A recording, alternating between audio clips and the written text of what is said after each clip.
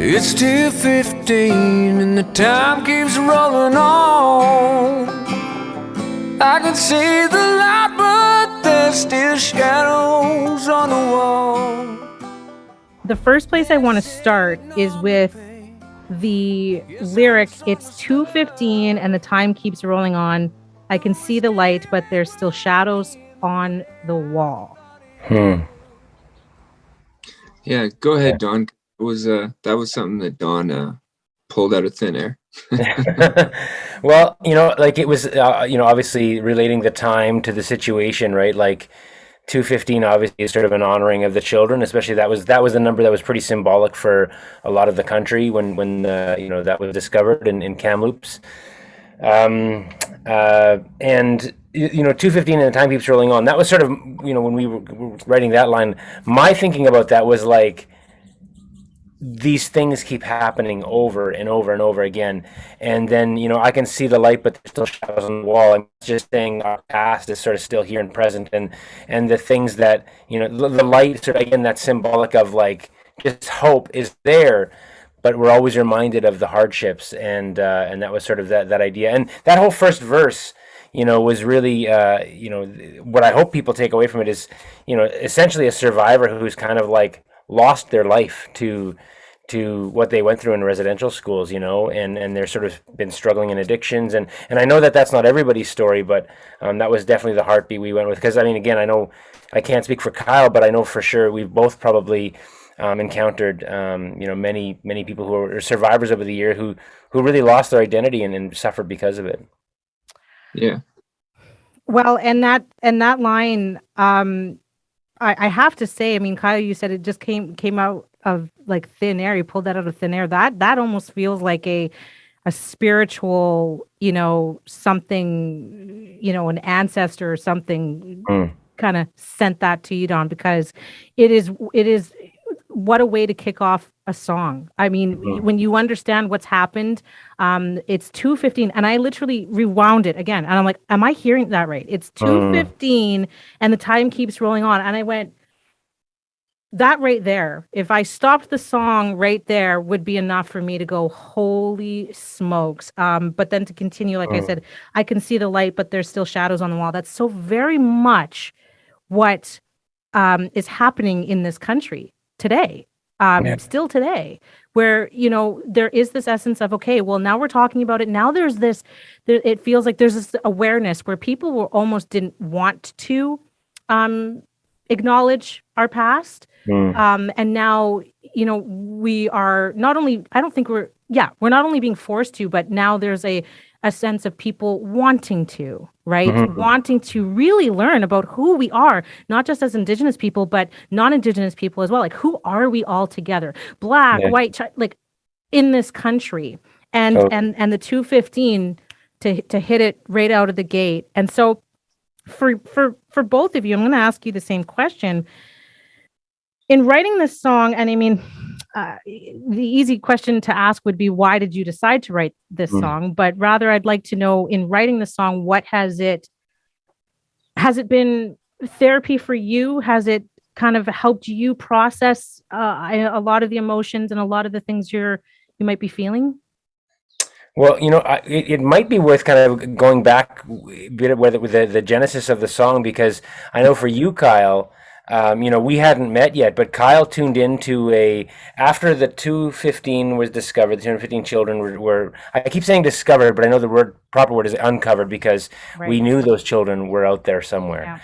Yeah. And Kyle sat in on and watched one of the conversations that we had. I had these reconciliation conversations last year, right after that, just to start, help some of us sort through some of the thoughts around it. And Kyle told me recently that line, that "let him lie" line, he had come up with this chorus, and he said that was sort of his response, sort of in that conversation. I believe, am I right, Kyle? Yeah, that's exactly what happened. I saw the talk Don was having, and I was like, man, there's got to be a song about this. There's got to be some way to say it that can try and help the conversation move forward, like keep going. That was my kind of first instinct, and the idea of writing a tune with Don was, something that does that. that's for the Indigenous people and for everybody.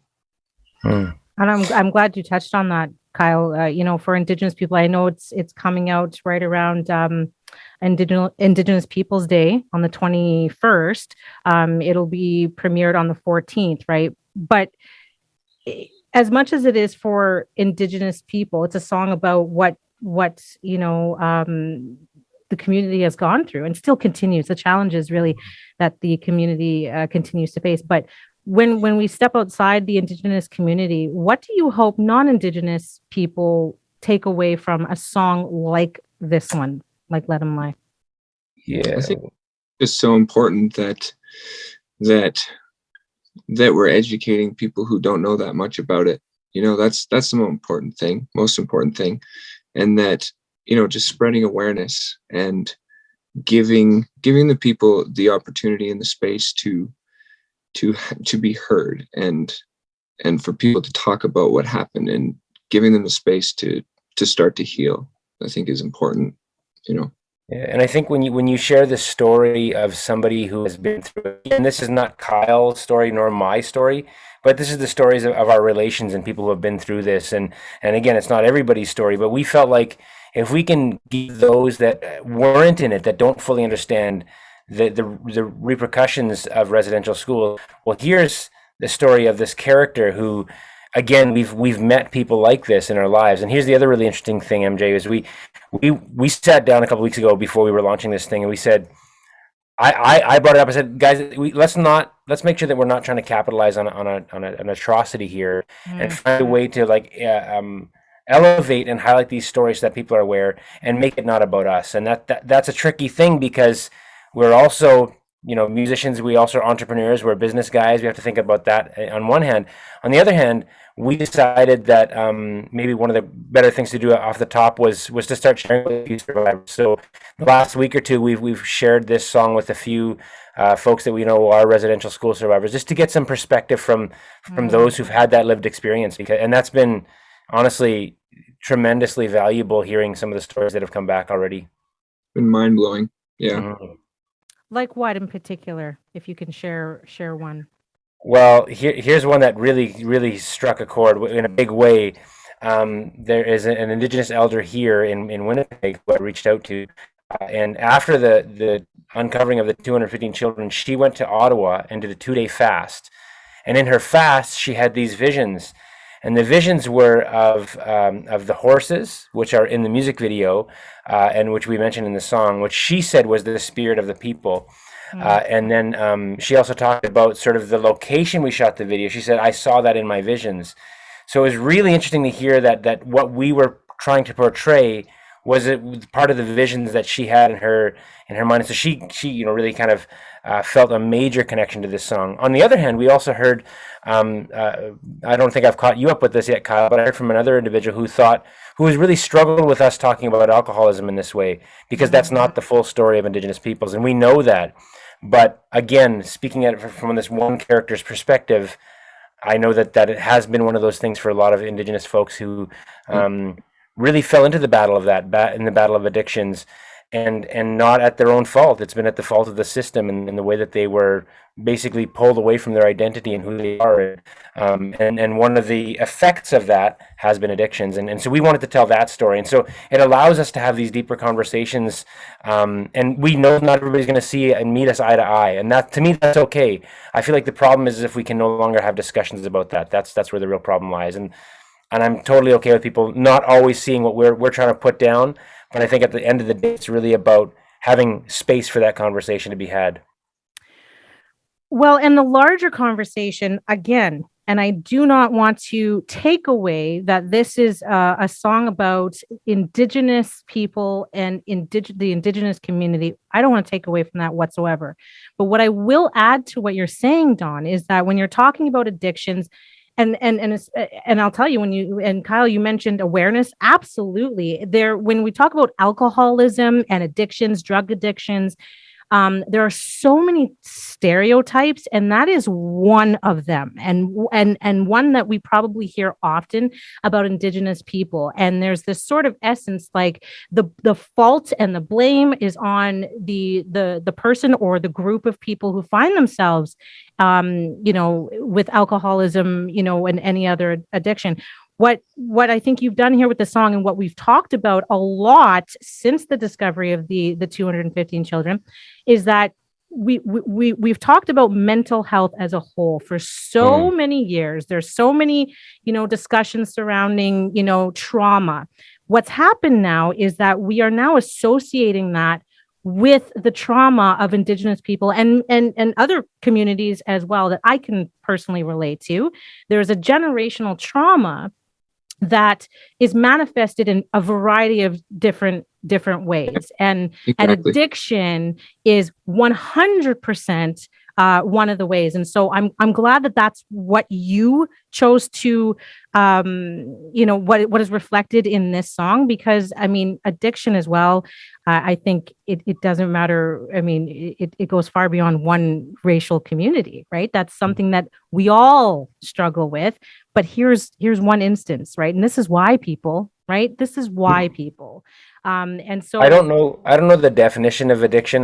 But I assume addictions happen when there's a void in somebody's spirit and their mental wellness. Somewhere there's a gap. There's something missing, and you can imagine for those that were stripped away from who they were supposed to be. That's a major void. And when we say the line in the first verse there as well, like, the whiskey ain't working the way I was told it was supposed to, right? Like I remember knowing stories, because I wasn't there in the early days of settlers coming to Canada, but the trade would be, beaver pelts for whiskey, and it wasn't always that, but whiskey became kind of the thing, and like alcohol was the bartering tool, and I think when that became part of the picture, and it was like, well, here, drink this, and it'll make your problems go away, and we obviously we all know that that's not the truth. Yep. Well, that's exactly, and that again brings to the awareness. A lot of people don't know that, and wouldn't associate and don't understand, like, where did this start? And I think that that's where we're going right now. I shared the story with an elder this week, and I just said, I wasn't there, in the early days of the trade, and the elder said I was. So, well, and you just, oh man, and then, but again, you think about it, and you just go, oh, you have to take a deep breath, because then you realize, you're who we are, the three of us having this conversation. We carry with us the things that we're not even aware of, that we didn't live through. We carry it with us through the stories that our grandparents, the things that our grandparents went through, or things our parents went through. I mean, Kyle, you've got a song "Grandfather" even out right now. So I mean, we're not even aware of really the impact it's had on us, even though we didn't go through it until, songs like this. And so what I want to ask you both as well about "Let 'Em Lie" and about as musicians and artists, why is it important to tell this story, or to bring awareness to a really heavy issue? Why is it important for you both to do this through song, as opposed to just interviews, or, why is it important to tell this story through song? I think for me, because it's scary. It's a scary place to go, and those are usually the places that you need to go. I think oftentimes that we stand on the shoulders of giants, of so many people who have paved a way for all of us. And I think one of the ways that we honor that is by telling the stories that we know. And this is one of them for me, that I felt like, as hard as it is, it's a hard truth. I think, again, exposing that truth to those that listen, my listeners are multi-generational, multi-race. They're all over the place. If I have an opportunity to bend their ear with some new information, I want to do that. And again, for me, it's an honoring of our history, and the fact that I can't do what I do had it not been for those that paved the way for me to be here today. Well, I asked that question because of, music is such a personal experience, whether you're writing it, creating it, or listening to it. It is very personal.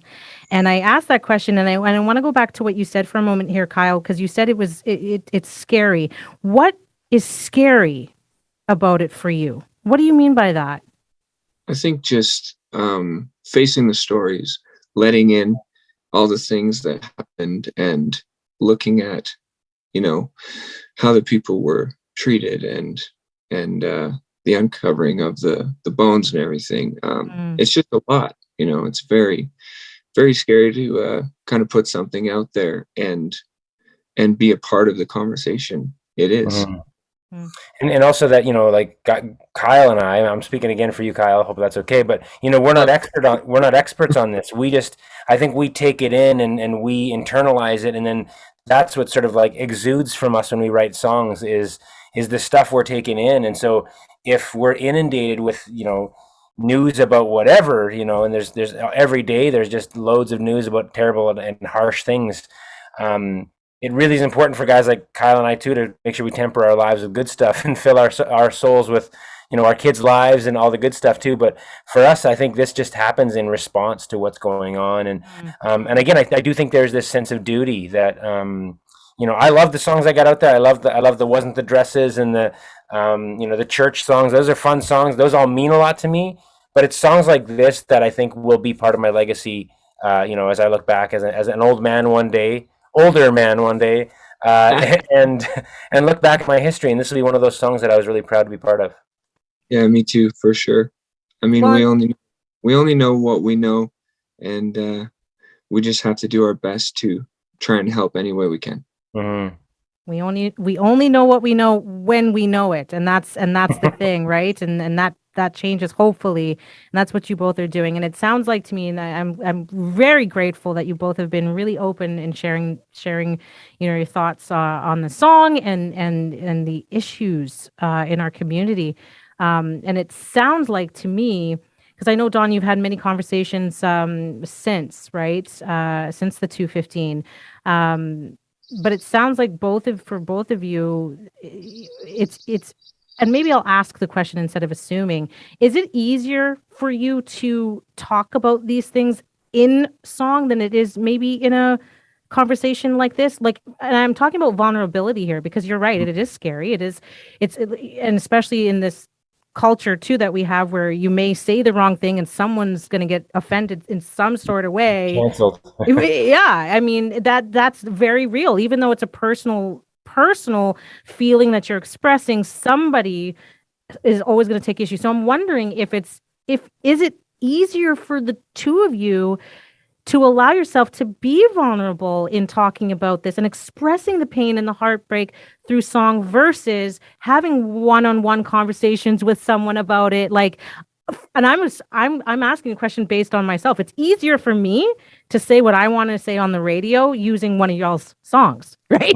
I will share, if I have an opinion, I'll go, and here's Kyle McKearney with Devil Water, or here's like, it's just easier for me. So that's why I'm asking the question. Is it easier for you to express vulnerability and the pain and joy too? Because some people have a hard time expressing that. Is it easier for you to do in a song? I'll say this. I get what you're getting at. I'm a heart on my sleeve kind of guy. I'm always willing to go deep with folks. However, I think music softens the palate, and for people to receive the harsh stuff.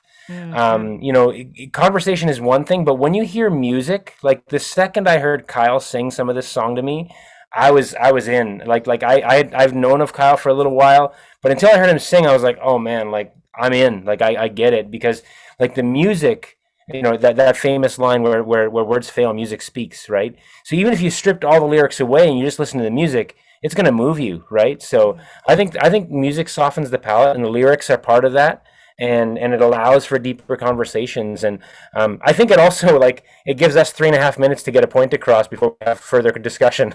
Yeah, exactly. It's like, here it is, Yeah, let it speak for itself.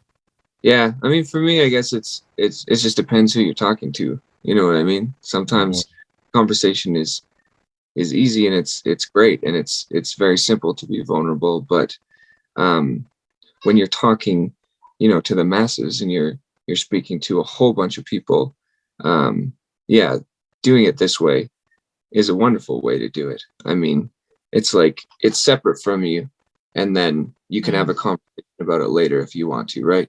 It's like putting it out there, and people can feel how they're going to feel about it at first, and have that first reaction, and then decide what they want to do with that, right?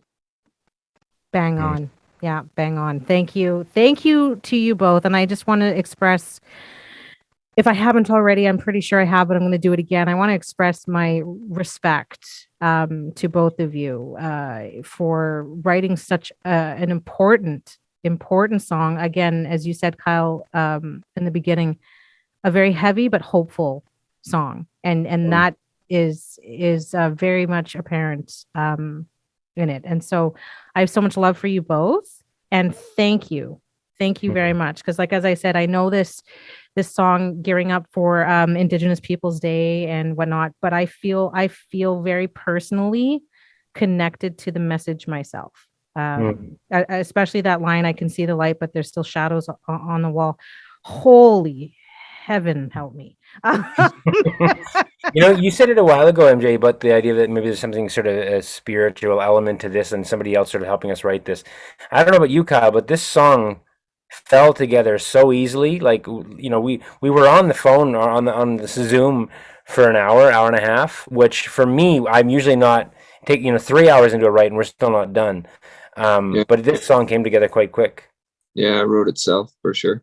Well, it is, and then again, that's why my question about music and why was it important for you to tell the story through music? And because music is a very spiritual experience, it really is. And when we talk about our ancestors, mine and yours, music, dance, song, singing, all of it, without even any words, as you said, Don, it is very, very, spiritual. And so there's only one way for me to explain that line, because it hit. The first line was like 2:15, yeah, but then I can see the light, but there's still shadows on the wall.